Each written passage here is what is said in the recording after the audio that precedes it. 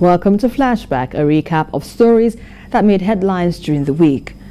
On Monday, the Lagos State government ordered the closure of all branches of Chrisland schools in various parts of the state following a viral minors' sex video involving its pupils. The pupils were on a trip to Dubai, United Arab Emirates, for a competition where a video emerged showing two of the students engaging in the act in the presence of other students. The statement from the government said the matter was being investigated. When TVC News spoke to a human rights lawyer, Buki Shunibare, on the said act, she explained that there was no law to prosecute in this particular incident, but that sharing of child pornography is a criminal act and can be prosecuted. Some of the laws we currently have in Nigeria contemplate situations where both the perpetrators and the victims, as is this case, are minors or they are children. The Cybercrimes Act is actually quite clear on that. And when we look at sections 23 and 24 of the Cybercrimes Act, it criminalizes the sharing of such kind of videos, especially as it does not serve the interest of both the victims. But the latest now is that the state government has ordered the reopening of the schools to ensure students aren't denied access to learning. As new academic session begins on Monday, while investigation into the matter continues. Well, in the meantime, the governor of 36 states of the Federation raised concern over planned deduction of the Paris Club loan refund by the Ministry of Finance, Budget and National Planning. The states asked the federal government not to tamper with funds accruing to them and the 774 local government councils under the guise of satisfying an alleged $418 loan Paris Club loan refund. While the states in the document said they weren't liable to any person or entity in any judgment debt being relied on by the federal government. They spoke to the body of Attorneys General of the Federation and warned further that should the federal government proceed to make any such deduction, it would be acting illegally and in contempt of their appeal challenging the judgment. They gave the warning in a letter dated April the 4th as part of their response to a November 11th, 2021 letter from the Minister of Finance, Budget and National Planning, advertising commencement of the deduction of the liquidation of the alleged judgment debts.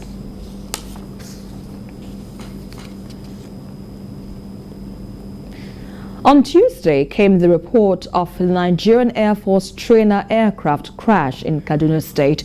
Although details of the incident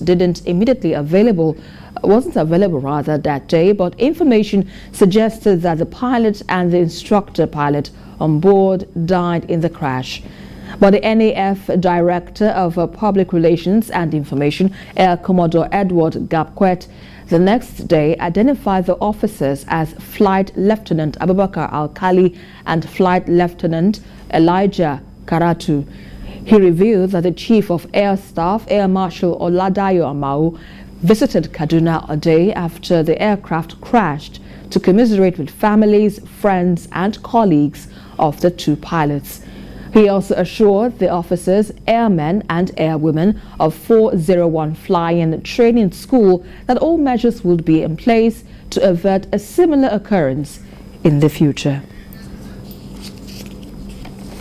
And also on Tuesday, Governor Hope Uzodinma visited President Muhammadu Buhari at the presidential villa in Abuja to brief him on the spate of insecurity in Imo State and recent clash between the military and bandits in Orlu, and to seek solutions to avert future occurrence.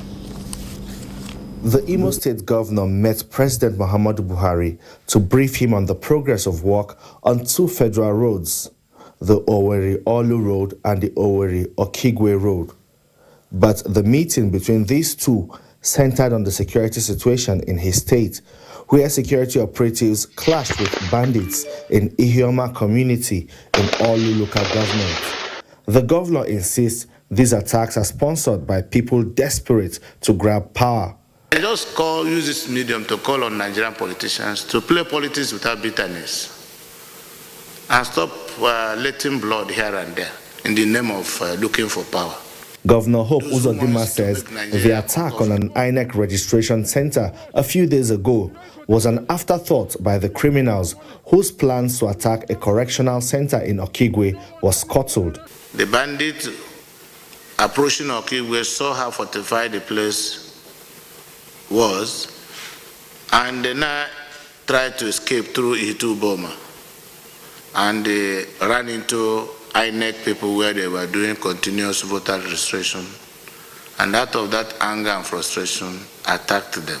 On the sideline of his interaction with State House correspondents in the presidential villa, the Imo State governor reacted to suggestions by revered lawyer Afe Babalola calling for the suspension of the 2023 general election and an establishment of an interim national government. Our constitution has not provided for an interregnum. You shouldn't give a gap, otherwise you are creating room for anarchy. And what will be the process for selecting the interim government? On Wednesday, the All Progressives Congress National Executive Committee devolved its powers to the National Working Committee of the party for a period of 90 days. The decision was taken at an emergency NEC meeting in Abuja. It's the first meeting of party executives since the National Convention. The business of the day here is to take critical decisions and resolutions that will set the pace for the party's activities over the coming months. Members were asked to refrain from flaring up grievances, but to make Putin the party first their watchword. It is said that when two elephants fight, the grass suffers. Similarly, when two powerful groups of politicians fight, the party suffers, because it is trampled underfoot by rich and powerful men. We call on all party members to abide by all extant laws, rules, and regulations, and to leaders of our party to avoid imposition of candidates that cannot win popular elections. Members of the NEC also asked for due process to be followed in the party's activities, leading to the primaries that will produce candidates at all levels. Survival and self-preservation is the first instinct of any human being. I am constrained to go out of context so that the National Working Committee will be more encouraged that they should go, please, by this, the constitution of the party. Please.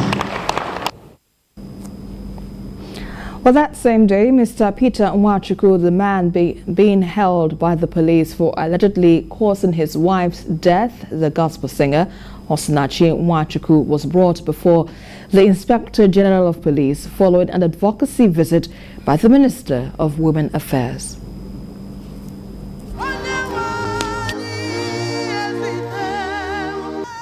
The Minister of Women Affairs wants speedy delivery of justice in the case of the death of Osinachi Nwachukwu, the gospel singer who died allegedly as a result of physical abuse suffered from her husband. That's why she has led an advocacy visit to the Inspector General of Police. The revelations revealed to me from the children, it coincides with most of what you've been reading on social media. Our heart is broken. Osinachi's death is one out of so many that we cannot let go. The police chief discloses that the investigation is advancing and expert advice is being sought from the National Hospital and the Minister of Justice in the case. That the police have approached the National Hospital where the corpse is deposited to conduct a postmortem examination to get an expert opinion as to the cause of death. As soon as this opinion is received at our end, we will finish our investigation and charge the suspect to court for possible prosecution. The presence of Mr. Peter Nwachukwu, Osinachi's husband, who who is being held for being allegedly responsible for his wife's death, triggered emotions from the deceased singer's family members. Since the gospel singer died, there have been growing agitations for justice over her death.